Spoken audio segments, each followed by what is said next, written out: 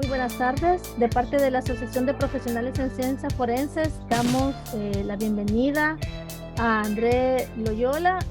Gracias, Luis André, por apoyarnos en esta sesión. Gracias, Claudia, también por la invitación. Saludar la celebración que están realizando el día de hoy y todos los eventos académicos que han coordinado.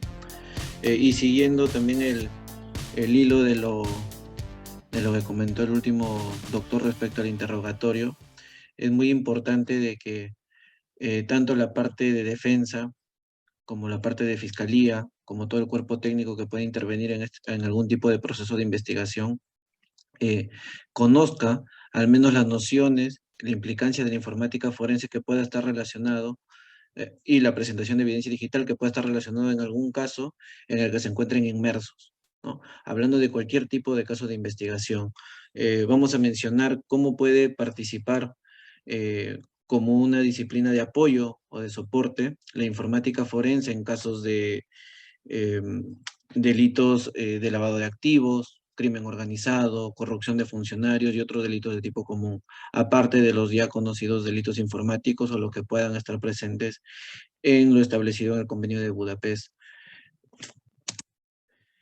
Pero como bien se celebra el día de hoy del perito, muchas veces nos consultan, al menos desde Perú, usted es perito y quién le dio ese cartón de perito, ¿no? En Perú, al menos, por ejemplo, no existe una universidad que te forme como perito o terminar una licenciatura que diga que eres o ya estás acreditado como perito, ¿no? Pero si nos vamos a las definiciones justamente de quién es el perito, qué atención tiene esta figura, pues es un experto y entendido en alguna materia, ¿no? Como bien el código, al menos el código procesal, dice que es una persona experta que tiene ciertos conocimientos y habilidades demostradas en alguna ciencia o arte, ¿no? Entonces, desde ahí parte la figura de quién es el perito y que estas destrezas que tenga el perito para poder explicar o atender algún tipo de circunstancia, lo pueda plasmar no solamente en un informe pericial, sino además tenga la capacidad de poder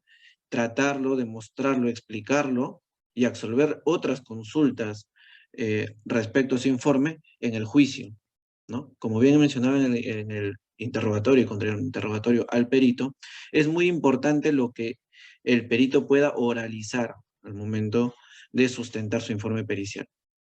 Muchas veces hemos atendido casos solamente haciendo la asesoría de plasmar las preguntas para que el abogado pueda dirigirlas al perito de oficio y dejar en evidencia de que quizás carece de habilidades técnicas, de que quizás no ha cumplido el rol adecuado, no ha cumplido una metodología adecuada, las conclusiones son incongruentes, no sea, eh, no hay correspondencia entre las conclusiones y el desarrollo de su informe pericial. Entonces, ahí es donde toma importancia la figura del perito, ¿no? Ya sea propiamente para elaborar un informe pericial como parte del equipo de asesoría técnica a la defensa para poder corroborar si los informes oficiales que pueda practicar la policía o el Ministerio Público se alinean a los criterios científicos adecuados. El perito pues aplicará su pericia, su expertise, sus habilidades para que pueda luego realizar un peritaje o peritación, ¿no? Que ya viene a ser el documento formal. Ahora sí ya, si nos empezamos a introducir en lo que es la informática forense, pues hasta hace un tiempo lo llamábamos cómputo forense, que no es más que la aplicación justamente de técnicas científicas y analíticas especializada en todo lo que viene referido a una infraestructura del computador. Desde la parte forense como tal, que bien conocemos que la palabra forense viene de la terminología de foro, ¿no? De un ambiente, de un tribunal, donde una persona experta justamente aclara algunas dudas. Vamos a identificar, vamos a preservar, vamos a analizar y vamos a presentar datos, en este caso evidencia digital, que puedan ser válidos dentro de un proceso legal. Y estos van a ser válidos siempre que se cumplan ciertas metodologías y exigencias técnicas adecuadas para poder garantizar que lo que se está demostrando o lo que se está evidenciando desde la parte del análisis digital forense no da lugar a dudas. ¿no? En otras definiciones encontramos también que la informática forense es una forma de aplicar conceptos y procedimientos criminalísticos juntos con los de informáticos. Por ejemplo, tenemos el principio criminalístico de intercambio de Lockhart. Ese principio criminalístico nosotros lo cumplimos en una actividad dentro de la informática forense. Otro principio, o otra frase muy conocida en la criminalística, el tiempo que pasa es la verdad que huye, pues también se aplica en informática forense, pues si no actuamos de manera rápida en la recaudación o preservación de alguna evidencia digital, esta podría perderse porque la evidencia digital se considera una evidencia volátil, que la podemos tener en determinado momento y si no la preservamos de manera adecuada, podemos estar exponiéndolo a su pérdida o modificación. Y con eso, además de alterar la cadena de custodia, podemos estar perdiendo nuestra evidencia.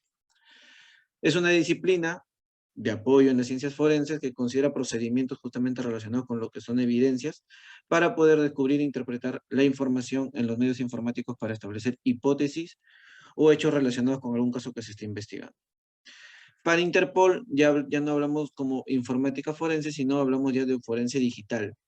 ¿Por qué? Porque el forense digital es un término macro que agrupa una serie de disciplinas que se desprendieron a partir del cómputo forense. Ya no solamente analizamos computadoras, analizamos celulares, analizamos servicios en la nube, correos electrónicos que puedan estar gestionados en la nube, drones, sistemas de videovigilancia y otro tipo de dispositivos conexos. Entonces, el término que se emplea actualmente es el forense digital o el análisis digital forense. Para Interpol, la definición que asocia a este término es que su objetivo principal, justamente del análisis digital forense, es la extracción de los datos contenidos en las pruebas electrónicas. Cualquier dispositivo electrónico que pueda procesar, almacenar o contener data informática, los tiene que transformar en información útil, operativa, y que pueda ser presentada a las conclusiones con miras a una persecución de tipo penal. No todas las fases de este proceso se utilizan técnicas avanzadas, ¿no? Técnicas forenses válidas que garantizan la integridad y la preservación de los datos analizados a fin de que las conclusiones puedan resultar admisibles ante un tribunal.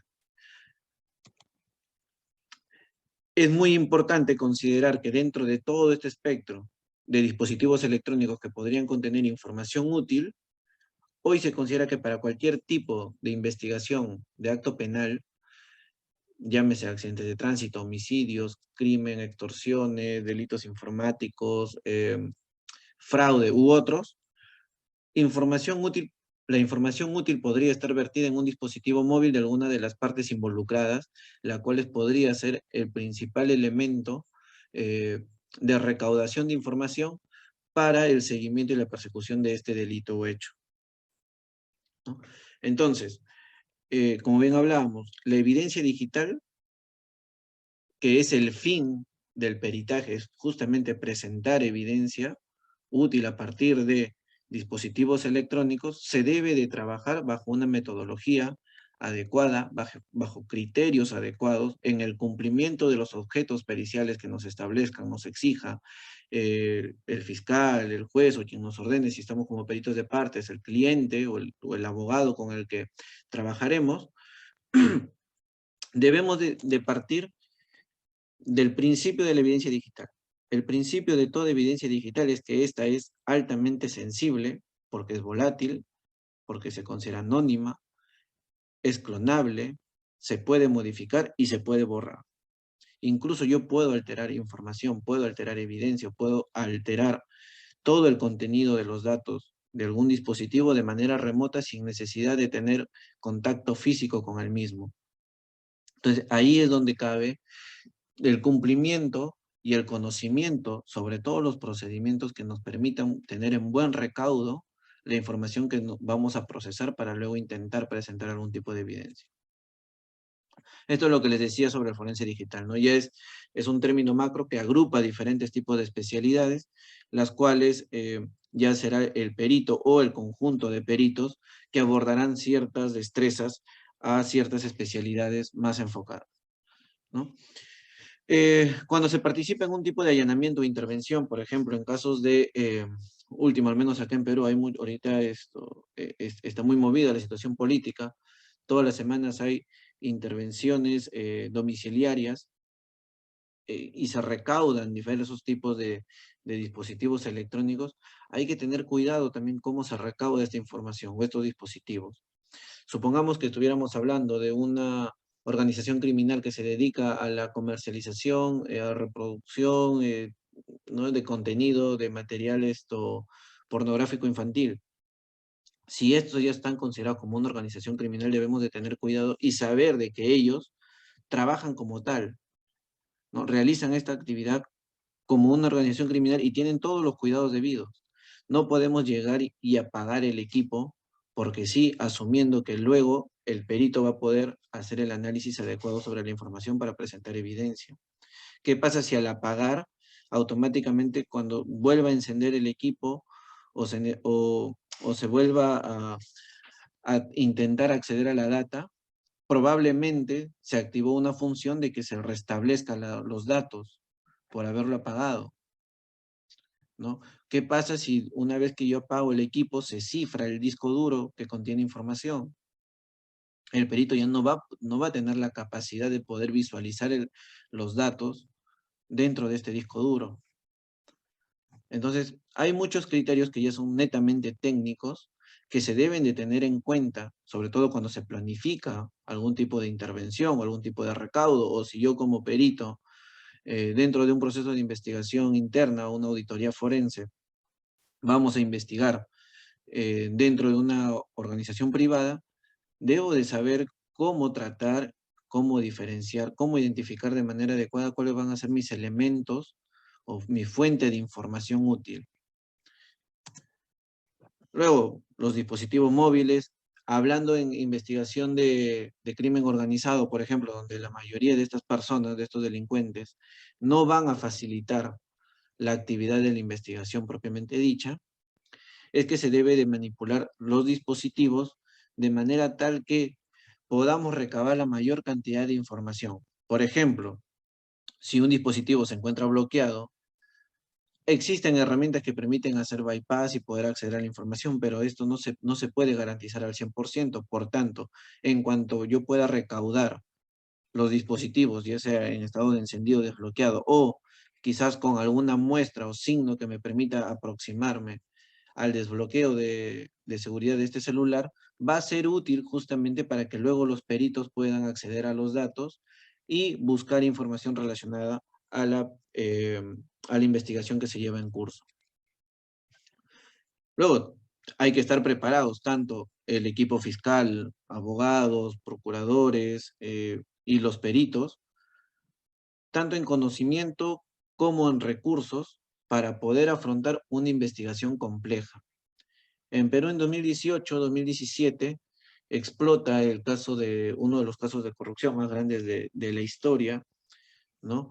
Con las constructoras brasileñas, donde pues el alcance de estos actos tenían incluso implicancias hasta presidentes. En el interín de la investigación se busca poder acceder a los datos que nos puedan corroborar ciertas declaraciones de personas que se habían puesto a declarar en favor de. Esta corroboración se tenía que hacer a partir de los sistemas que la misma constructora indicaba que tenían todos los registros de los pagos de soborno. Entonces, en ese año, para inicios de 2018, la gran pregunta era, ¿en Perú estábamos preparados para poder recibir servidores, buscar información, tratarlo como una evidencia digital, tener fiscales que sepan cómo hacer el recaudo, cómo hacer una adecuada cadena de custodia, no de un servidor como un cascarón, no como un arma de fuego, no como un elemento punzocortante, sino como un elemento que puede contener muchas fuentes de información digital? No se sabía hacer una adecuada cadena de custodia para elementos digitales. Entonces son cosas que se deben de tener en cuenta. Igual, el alcance del forense digital nos puede ayudar a hacer un brazo técnico, por ejemplo, de un peritaje contable, ¿no? Si se refieren el análisis, por ejemplo, de un archivo de base de datos que contiene la declaración en el Sistema Tributario Nacional, ¿cómo estamos seguros que esas bases de datos son íntegras? Que no ha habido algún tipo de alteración o que no se están presentando datos falsos previos a una auditoría de cierre de año. El lavado de activos, el fraude corporativo interno, cuál es el impacto que tienen las empresas, tanto económico como reputacional, cuando ocurren incidentes internos. Nos ha tocado encontrar incluso que ejecutivos de alto mando se encontraban involucrados, no de manera directa, pero sí con el conocimiento del caso, en actos deshonrosos a la institución, ¿no? Entonces, hay de todo. Y justamente para poder atender este tipo de casos es que se necesita aplicar una metodología que nos permita corroborar las conclusiones que nosotros aterricemos. Que otro perito pueda repetir la operación para que pueda reafirmar nuestras conclusiones, a fin de poder cumplir con los procedimientos metodológicos de la evidencia digital. Entonces, este de acá es un flujograma, un diagrama, donde nosotros mostramos dos lineamientos internacionales basados en la ISO 27037 y 27042, donde vemos que primero debemos de identificar, luego se recolecta, se adquiere la evidencia, se analiza y se presenta. Y todo esto va a estar soportado sobre la preservación o lo que se conoce también como la cadena de custodia. Es decir, de inicio a fin, la cadena de custodia de física y de evidencia digital debe mantenerse íntegra e inalterable, ¿no? Existen otros procedimientos que también podemos encontrar en Internet sobre identificación, preservación, colección, la interpretación, la documentación, pueden ver más o menos, pero todos estos finalmente aterrizan en cuatro actividades que vamos a mostrar un poco más adelante. En Perú, desde el año 2018, contamos con un manual de evidencia digital, que fue una actividad colaborativa entre el Ministerio de Justicia y Derechos Humanos, junto con un proyecto americano de apoyo a la justicia, donde ya habla y otorga herramientas, al menos ya un manual como herramienta, para que fiscales, jueces y otros abogados puedan tener una aproximación en lo que corresponde a la evidencia digital. Sin embargo, no es un manual técnico, es un manual un poco más entendible, más digerible para letrados, ¿no? Y esto es a lo que me refiero con la metodología estándar. La metodología estándar siempre nos va a decir que la informática forense debe de identificar, adquirir, analizar, presentar y mantener íntegro todos sus procedimientos. Entonces, cuando vamos a hablar sobre identificación aterrizado o alineado con la ISO 27037, que es lo que nos habla sobre la identificación, la colección, la adquisición y la preservación de evidencia digital, es justamente identificar de manera plena para evitar algún tipo de cuestionamiento al momento de sustentar nuestro informe pericial respecto a los dispositivos sobre los cuales se están trabajando, ¿ya? Necesitamos reconocer de manera adecuada la escena, identificar de manera adecuada los dispositivos involucrados y todo esto documentarlo. Para esto, el perito, las personas que participen en estas intervenciones, deberán tener la capacidad de poder documentar de manera adecuada todos sus registros, ¿no? En el caso, cuando participa un dispositivo móvil, muchas veces hemos encontrado los rótulos de formato de cadena de custodia y de las intervenciones que describen únicamente el dispositivo físico, pero no describen si es que este está acompañado de un chip, si este está acompañado de una tarjeta de almacenamiento externo. ¿Qué pasa si no se consignan estos otros elementos dentro del documento de cadena de custodia y al momento de hacer la actividad de deslacrado como actividad propia ya en fiscalía y participa un perito de parte, le va a dar la oportunidad de que el perito de parte en conjunto con el abogado puedan cuestionar y dejar por fuera al chip o a todos los otros elementos que no estén considerados en el documento de cadena de custodia, puesto que solamente se ha individualizado, solamente se han consignado solamente se ha consignado al dispositivo móvil, más no a sus periféricos, ¿no? Es importante que esto se pueda relacionar. Supongamos que fue un acto de de extorsión, y quizás estamos buscando fotos, videos que puedan ser útiles para la investigación, y estos se encuentren en una tarjeta externa, y esto no se ha considerado en el documento de cadena de custodia, el abogado va a pelear y va a hacer hasta lo último para que esto se pueda excluir de la investigación. Igual, pues, esto es un ejemplo de cómo se debe hacer una individualización adecuada de un dispositivo electrónico. Puede ser una laptop, puede ser una PC, puede ser un DVR, puede ser un celular, lo que fuese. Sin embargo, debemos de llegar a individualizar de manera adecuada los elementos. Si yo pongo ahí, como ustedes ven, dos pendrive en similares condiciones, ¿cómo aseguran cuál es cuál? ¿Cómo aseguran qué información está en qué dispositivo? ¿Cómo aseguran de que esto no va a ser susceptible a lo que en Perú coloquialmente le llamamos el cambiazo? ¿No? Y puedo empezar a describir y hacer un buen documento de cadena de custodia y decir que es un pendrive blanco con líneas amarillas, con borde amarillo, que dice Data Traveler 8G, modelo G3, y que está en buen estado de conservación física. Listo, porque normalmente ese es el tipo de descripción física que se hace a cualquier tipo de elemento. Pero estamos dejando por fuera lo que es de interés. No es de interés el dispositivo, porque esto es un medio de almacenamiento, es un soporte de almacenamiento. No es lo que va a estar comprometido respecto a la investigación. Lo que está comprometido respecto a la investigación es el contenido, lo que está dentro de estos dispositivos.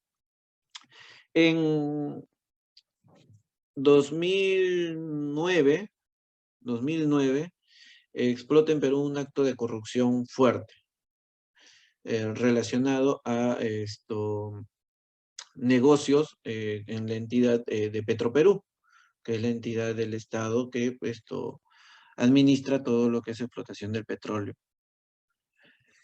Y se habían filtrado en la prensa audios que involucraban supuestamente en aquel entonces al presidente Alan García y sus ministros, junto con otros empresarios, para realizar este ilícito. Estos audios son presentados en una memoria USB y, como ven ahí, van a pasar a ser pasan a disposición de la entidad de la Policía Nacional del Perú. En enero del 2019 se incautan estas memorias que contendrían estos audios. 4 memorias se especifica en un libro que hace una investigación sobre el caso, y estos son trasladados hacia una unidad policial. En el ínterin, estas memorias fueron cambiadas por otras. Y la fiscalía recién se dio cuenta más de un año después. ¿Por qué? No por el elemento físico, porque habían cambiado por otro dispositivo de las mismas condiciones físicas. Lo que habían alterado era el contenido. Es decir, en el USB que habían incautado inicialmente en 2009, podrían haber existido 10 audios, y en 2010, cuando van a abrir esos 10 audios, ya no encuentran 10, sino solamente encuentran 4, por ejemplo. ¿No? Eso había pasado. ¿Y eso por qué? Porque se dio lugar a que al momento de realizar la identificación del dispositivo, o del dispositivo electrónico, en este caso la memoria USB, no se identificó también su contenido. Y esa es una actividad que lo pueden realizar ya fiscales o asistentes de función fiscal o los pesquisas que acompañan a alguna intervención, porque es una actividad rápida y relativamente sencilla, que no es muy técnica. No hay necesidad de tener destrezas informáticas para poder hacer una adecuada identificación de elementos electrónicos. Pero ese vacío pues da lugar a que puedan ocurrir una diversidad de hechos que puedan atentar o afectar con el adecuado proceso de investigación. Luego, respecto a la colección, más que todo nos dan ciertas recomendaciones para realizar un adecuado embalaje y transporte. En esta semana estaba llevando un curso de actualización de delitos informáticos y un fiscal menciona de que, por ejemplo, el manual tanto del Ministerio Público como de la Policía Nacional nos dice que para transportar dispositivos móviles tipo celulares o smartphone, se necesitan bolsas de Faraday, pero como no tenemos bolsas de Faraday, podemos suplantarlo o trabajar con cartones o bolsas que puedan impedir que se golpeen muy fuerte los celulares. Entonces, ese fiscal no había interpretado bien qué cosa es una bolsa de Faraday. Porque la bolsa de Faraday no es para evitar de que el celular no se vaya a golpear. La bolsa de Faraday no se puede sustituir con cartón o con sobres para aislarlo y luego hacer el transporte del dispositivo. Las bolsas de Faraday que exigen los manuales y procedimientos internos tanto de la policía como de la fiscalía es una bolsa, un sobre que cumple ciertas propiedades físicas que impiden o imposibilitan el ingreso de señales electromagnéticas a los dispositivos móviles a fin de que no pueda ingresar algún tipo de señal u orden remota que pueda alterar el contenido del dispositivo. Si yo traslado un celular, a mí ahorita me incautan mi celular, como está protegido por contraseña, entre que se van, entre lo que me intervienen y lo que llegan a su destino, yo puedo avisar a algún familiar que entre o voy a la cabina de internet más cercana, ingreso a mi cuenta de administración en la nube y mando la orden de que se bloquee el celular. Para eso es la exigencia, ¿no? Y para eso es la importancia de contar con bolsas de Faraday al momento de la intervención. Entonces, y ahí es donde entra el tema de que los fiscales o todos los letrados tengamos mayor interacción con el cuerpo técnico, porque si no, tanto el cuerpo técnico se queda muy hermético en su especialidad, como el letrado, ¿no? Solamente tratando de interpretar a lo que él entiende, ¿no? Entonces, siempre se busca que pueda haber mayor interacción. Luego en la adquisición, o lo que son las copias forenses, que muchas veces se escuchan copias forenses, copia de vida bit, copia binaria, se realiza siempre cumpliendo un patrón, ¿no? Que es evitando, y en el caso de los dispositivos móviles, minimizando la interacción sobre los dispositivos orígenes. ¿Por qué? Porque acá viene el principio de intercambio de Locard, ¿no? Donde siempre que dos objetos entran en contacto, se transfieren materiales unos con otros. ¿Qué pasaba hasta hace un tiempo? Y digamos que incluso hasta la actualidad, al menos en Perú. Llega un dispositivo que supuestamente tiene elementos que van a ser de utilidad al proceso de investigación que se está persiguiendo, y el fiscal coloca el dispositivo en su laptop de manera directa para leer la información. ¿Qué pasa si ese dispositivo estaba con virus y la laptop del fiscal, porque lo da la institución, la entidad, está con un antivirus? Lo más probable es que ese antivirus lo que va a realizar es intentar eliminar el virus, y probablemente en ese interín de eliminar el virus, atente sobre los documentos electrónicos que se están presentando. ¿Ok? Entonces, ese es un claro ejemplo del por qué se deben de utilizar, para ese caso, bloqueadores de escritura. Bloqueadores de escritura que solamente es una interfaz que creo yo todas las instituciones públicas deberían de contar, a fin de que podamos minimizar el riesgo de exposición a una alteración o eliminación indebida de algún tipo de evidencia que quieran ser presentadas o incorporadas, ¿no? Luego ya se realizan las copias con hardware especializado, con programas especializados, que nos van a permitir tener una representación exacta de los dispositivos involucrados para que luego estos puedan ser recién pasados al análisis. Y acá es donde aparecen los famosos códigos hashes. El código hash, que muchas veces también escuchamos, incluso ya en la prensa, cuando hay algún acto de connotación nacional, y escuchamos a fiscales que dicen ya se está diligenciando, que se realicen la copia forense y que esto pongan el hash para asegurar. Y está bien porque ya se va haciendo más común y más popular este tipo de términos dentro de la comunidad jurídica, pero es adecuado también que se conozca qué tan útil es el hash. El hash, por ejemplo, se considera como el soporte principal de la cadena de custodia en evidencia digital. Es lo que nos va a dar el valor primario, o un código alfanumérico, que nos va a permitir controlar de inicio a fin que los documentos electrónicos sobre los cuales vamos a trabajar, o la evidencia digital sobre la cual vamos a procesar, mantiene su integridad a lo largo del tiempo de la investigación y que ésta no ha sufrido algún tipo de alteración, modificación o sustracción. Nuevamente, recalcamos, ¿por qué la importancia del código hash? Porque toda evidencia digital se considera altamente sensible. Y luego pues vendrá la etapa de preservación, que es justamente poner a buen recaudo todos los elementos electrónicos que hemos recaudado para poder obtener información, hasta pasar a la parte de análisis, donde vamos a pasar ya ahora sí de trabajar sobre indicios o ciertas sospechas, a ver si es que logramos encontrar o materializar evidencia, ¿no? Y acá, por ejemplo, donde comúnmente nos dicen qué cosas se puede analizar, qué cosas se puede hacer, qué cosas se puede obtener a partir de la recaudación de información. Muchas veces decimos, no, es que ya ahí está el PDF donde se encuentra un contrato que justamente era parte del acto de corrupción. O encontramos una foto que justamente encontramos imágenes de armas, ¿no? Que justamente tienen relación directa con el acto que se investiga, porque son una organización criminal de extorsionadores u otro tipo.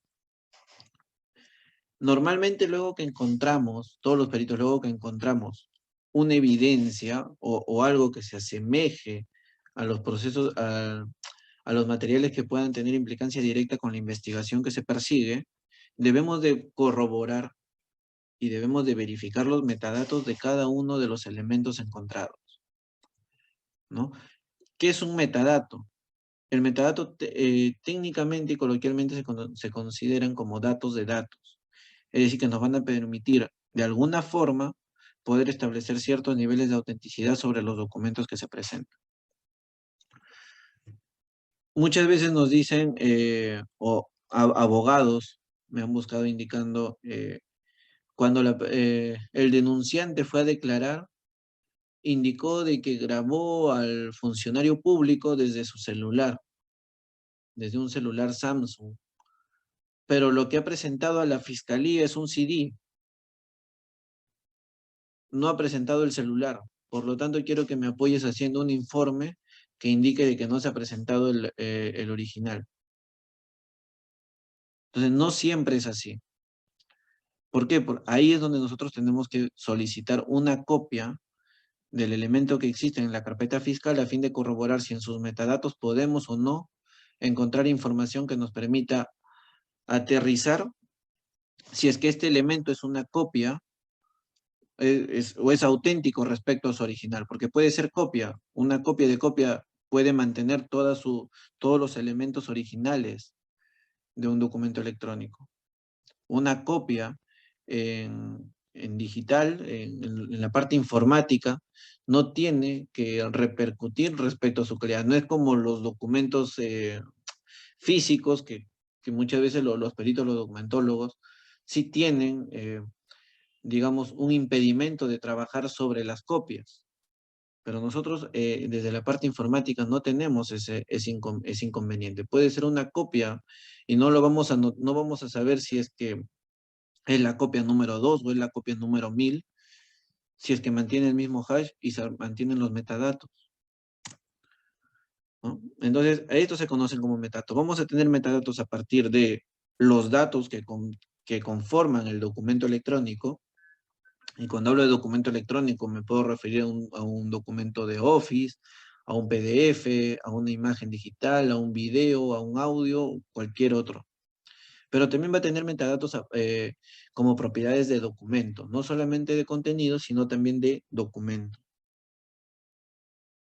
Y luego están los metadatos EXIF, que esto es una propiedad muy importante, por ejemplo, en los casos de auditoría forense. Cuando hemos trabajado casos de investigación de auditoría forense, encontramos de que esto es muy importante porque nos permite corroborar si es que al momento de digitalizar una factura, una guía o cualquier otro, estas no han sido editadas o manipuladas.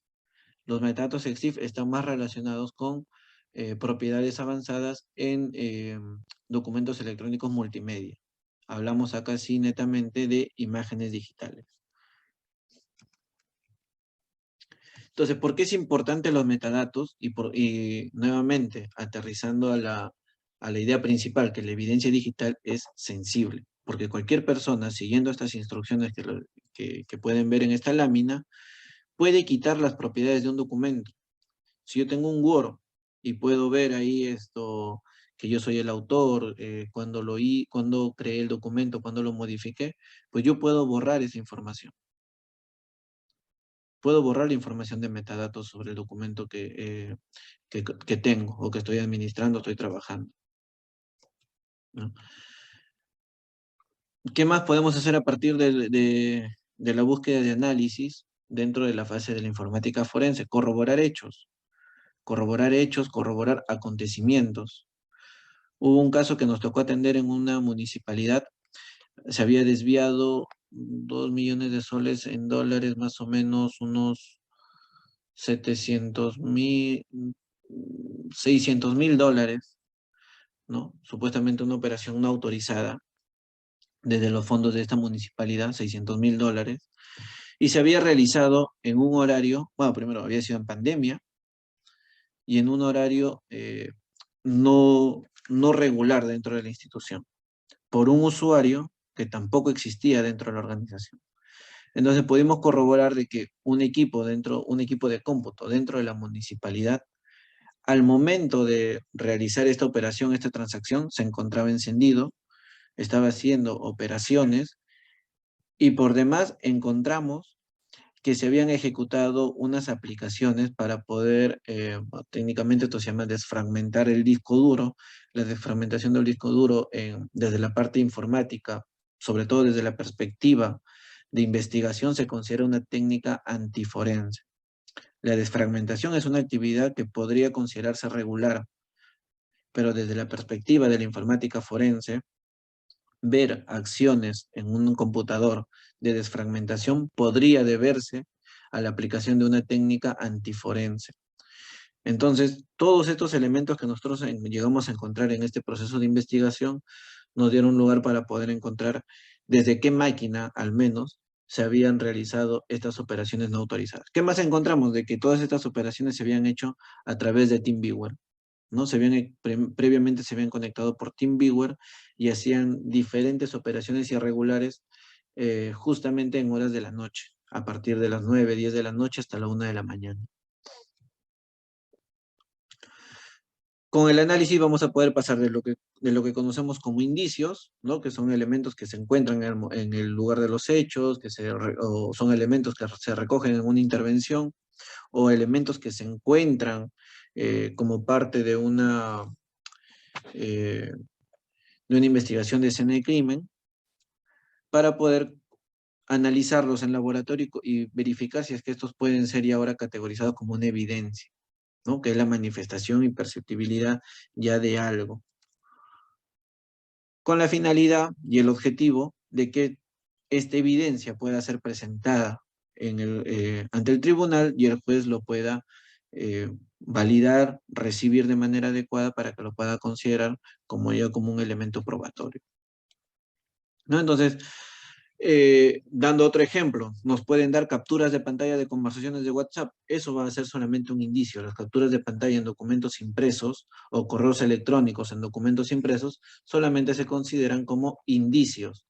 Pero sobre estos tendrá que existir un análisis digital o un peritaje informático que permita corroborar si lo que se está presentando como una representación de documento impreso existió, no existió, es auténtico, se ha modificado, si es íntegro o no. Tendrá que responder diversos tipos de interrogantes, con la finalidad de que esto pueda ser, como hablamos hasta ese momento, pueda ser admitido por el juez, ¿no? ¿Por qué? Porque se pueden crear, hay páginas que nos permiten crear contenido falso. Yo puedo escribir acá esto, estaba hablando con Claudia y ahí le puedo poner como la grabé, yo puse Claudia de El Salvador.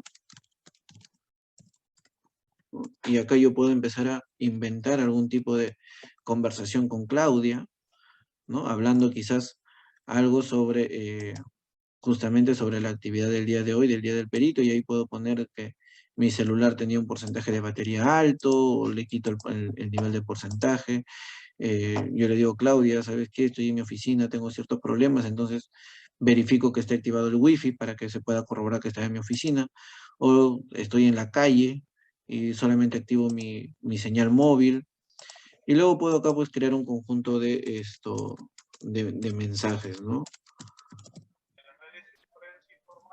¿No? Hola Eso Claudia. eso es desde el WhatsApp.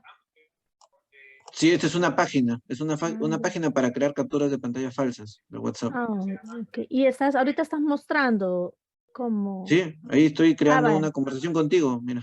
vaya, Y pero yo tengo tu foto de tu WhatsApp, la descargo a mi computadora y acá la agrego. veamos ahí porque estamos viendo la pantalla de la presentación. Ah, perdón, perdón, perdón, Veamos, perdón, y perdón. yo estaba viendo en mi teléfono a ver si me había llegado. Ahí Ahí está, está, correcto. Muchas gracias. ¿no? Entonces yo acá decía, esta es la página y yo acá puedo crear el nombre como te tengo grabada, y puedo crear acá una imagen si quiero asumiendo que esta fuera tu foto, ¿no? Yo descargo la foto que tengo de tu perfil y ahí empiezo a crear como que estuviera conversando contigo, ¿no? Y puedo poner ahí de que tú te has comprometido quizás en devolverme un dinero que nunca te presté y me llevo esas capturas de pantalla, ¿no? Al juez a decirle, mira, acá está, que ella sí me confirmó que me iba a pagar la deuda que ella está negando. Deuda que nunca existió, solamente que yo la inventé con una captura de pantalla, o con una página, mejor dicho, que crea mensajes falsos, ¿no? Por Es eso es que se súper necesita, impresionante, sí, sí. por O eso es sea, que se necesita ajá, eh, siempre corroborar. Sí se ve, ¿no? Ahora mi presentación en el PPT. sí, así es. Entonces, por eso es que es ahí donde viene la implicancia. Estamos hablando ahorita de capturas de pantalla de WhatsApp, pasa lo mismo si fuera de Facebook, mensajes de correo electrónico. Imagínense un correo electrónico empresarial donde se habla sobre el compromiso de un pago con un proveedor que nunca existió. Entonces se deben de corroborar los hechos no solamente a partir de documentos físicos. Si este documento físico es la representación de un documento electrónico, la corroboración se hace desde el documento electrónico. Lo peor que hemos visto, capturas de pantalla que son selladas por un notario. Y con eso, como ya lo selló un notario, lo tratan de tener como que ya es válido. ¿Y acaso el notario ha corroborado si es que estos documentos se ha ido a la matriz, se ha analizado el celular para corroborar que estos sean el total de mensajes? ¿Qué tal si solamente la captura de pantalla que yo presento contiene parte de la conversación original, que antes de yo hacer la captura de pantalla, borré parte de la información, ¿no? Si supongamos que yo con Claudia tenga 50 registros de mensajes en intercambios, entre idas y vueltas, pero yo solamente presento 25, los que me interesan. Borré 25 y le llevo mi celular al notario para que él me valide, me vise las otras 25 capturas de pantalla. Claudia puede presentar a su perito de parte, contrata un informático que analice desde su celular y el perito informático dirá, desde el celular, desde la base de datos de la aplicación de WhatsApp, no existen 25, sino existen 50 registros de mensaje, ¿no? Esa es la parte sobre la cual se debe de trabajar de manera adecuada. Igual, los auditores, los contadores, no pueden trabajar solamente sobre lo que le entrega el cliente. Peor si es que es una auditoría forense, porque si no, ¿qué de forense tendrá la auditoría? ¿No? Si solamente queremos trabajar sobre la información que nos dé el cliente, ¿y qué tal si el cliente tiene conocimiento de los hechos y lo que quiere es ocultar información y le da ya la información maquillada a los auditores? Los auditores probablemente no encuentren nada y su conclusión de su informe de auditoría será que todo está en orden. Y luego de que terminó la auditoría, restablecen la base de datos modificada, la restablecen con la anterior. ¿Cómo es que año a año una empresa como Odebrecht nunca ha tenido algún tipo de advertencia de auditoría? ¿No? Y así muchos casos, muchos casos. Quiero, también voy a comentar, bueno, la autenticación de correos, igual, correo electrónico analizado desde la parte impresa, un perito informático en Perú, se pronuncia sobre un documento impreso, no sobre el real. Y lo que él indica, analizando un documento impreso, no analizando el mensaje de correo electrónico, hace comentarios, dice, falta correo electrónico, falta esto, falta lo otro, y aterriza en una conclusión. Pero nunca tuvo acceso al mensaje como tal. Y con este caso es real, lógicamente ahí he ocultado quién fue el perito, pero de este caso, la señora terminó presa 9 meses, porque el perito incluso terminó haciendo un juicio de valor, indicando de que había existido falsedad documental y no sé qué otra cosa más, no recuerdo. Y con eso la señora estuvo detenida, privada de su libertad, 9 meses. La señora también, pues, tuvo, en primer lugar, un mal abogado, que en su momento y oportunidad no observaron este informe, ¿no? Y lo dejaron pasar y, bueno, pues, lastimosamente cayó ahí. Pero cuando lo analizamos ya desde la parte informática con una herramienta, podemos corroborar. Esto de acá también serían los metadatos. Técnicamente se conocen como cabeceras o propiedades de un correo electrónico.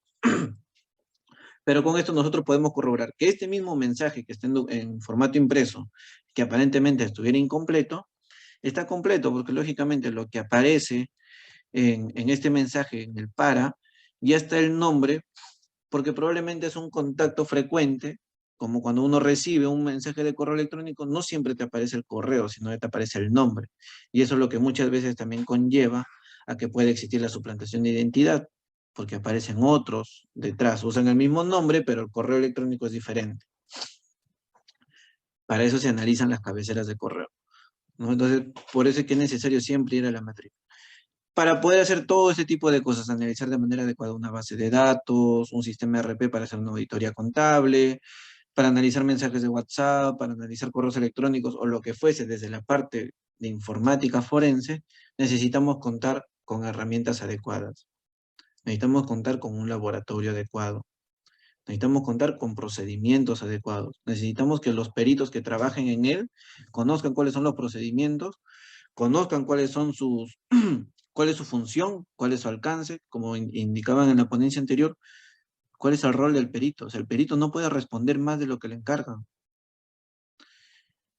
Tuvimos un caso que solamente me contrataron para hacer un informe de observación a un informe oficial. Se le encarga a una perita oficial atender un caso de una computadora, creo que fue, y no encuentra nada de los objetos periciales encargados. Y se toma, disculpando la palabra, se toma el atrevimiento de dentro del informe indicar que se han encontrado fotos de tipo familiar y las coloca, plasma en el informe las fotos en miniatura y que no tienen correspondencia. Luego, se han encontrado fotos que esta persona tenía con otra persona, pero que no guardan correspondencia, pero las plasmó en el informe. El fondo de esto es que con eso puso a descubierto de que esta persona tenía un esto, eh, tenía un amante, ¿no? Este señor tenía un amante, algo que no tenía nada que ver con el proceso de investigación y se plasmó en ese informe, totalmente fuera del alcance del perito, ¿no? Entonces era un acto de corrupción y sacaron... Bueno, entonces con eso, con ese informe lo que estaban buscando era hacer una queja a la perito porque desde la parte de lo que era de interés a esta investigación no se había encontrado nada útil. La misma perito concluía de que no se había encontrado ningún tipo de información pertinente o de utilidad a la investigación que se indicaba en la carpeta fiscal.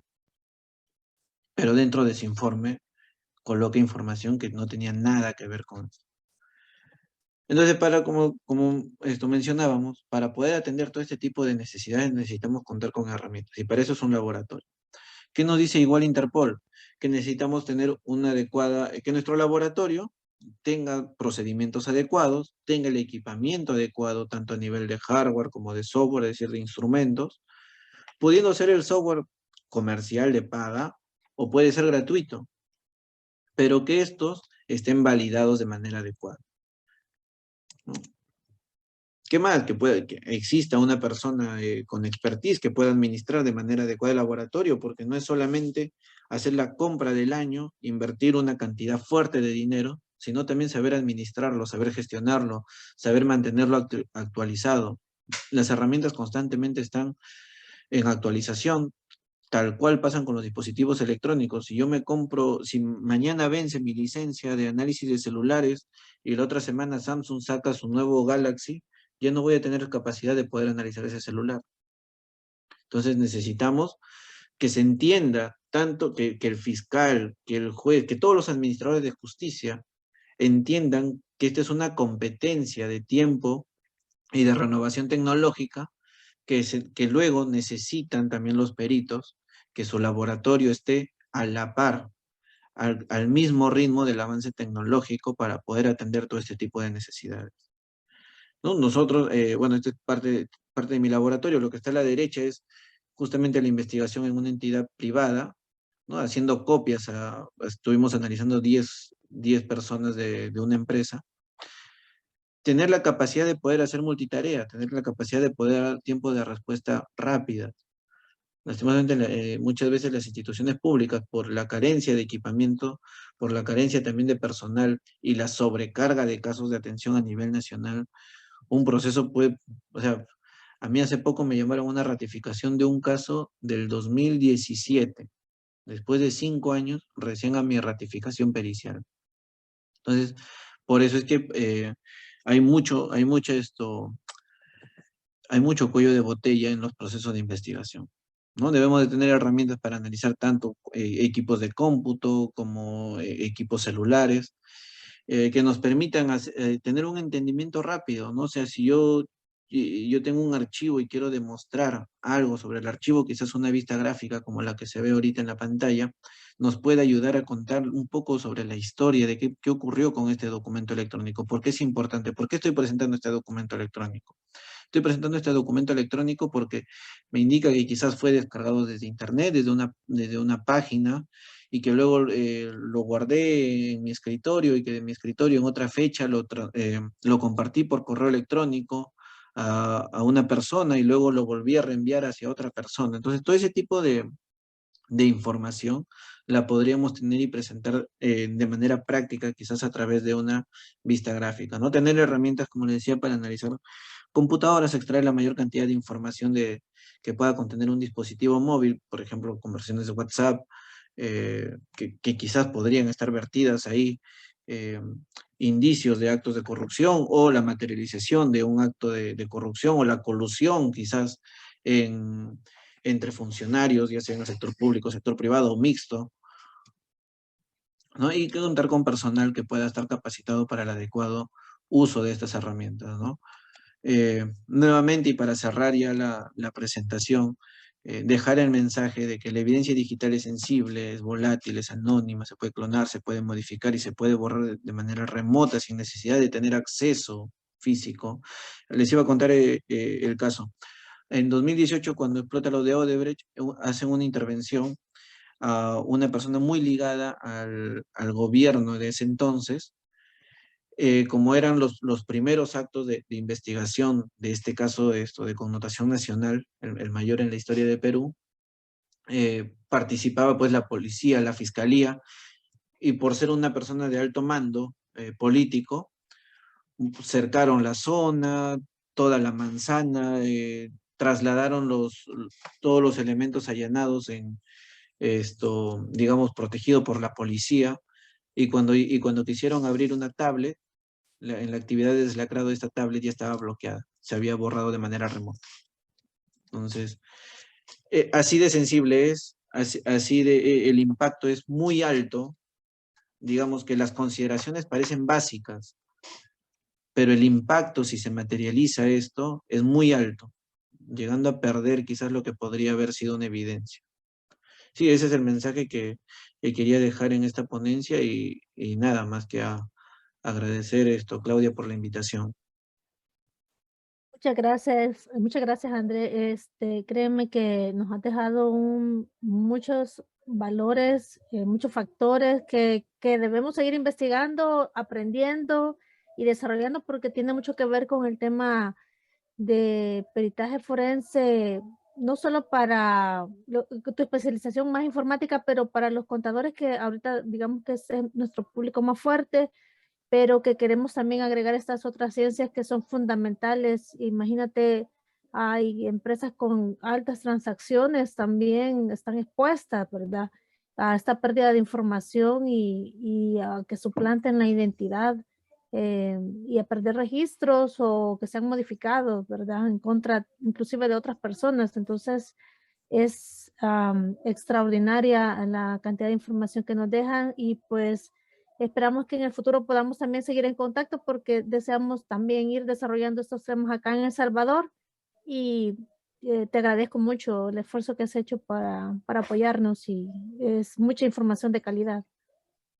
Gracias, Claudia. Entonces, eh, nada, seguimos en contacto.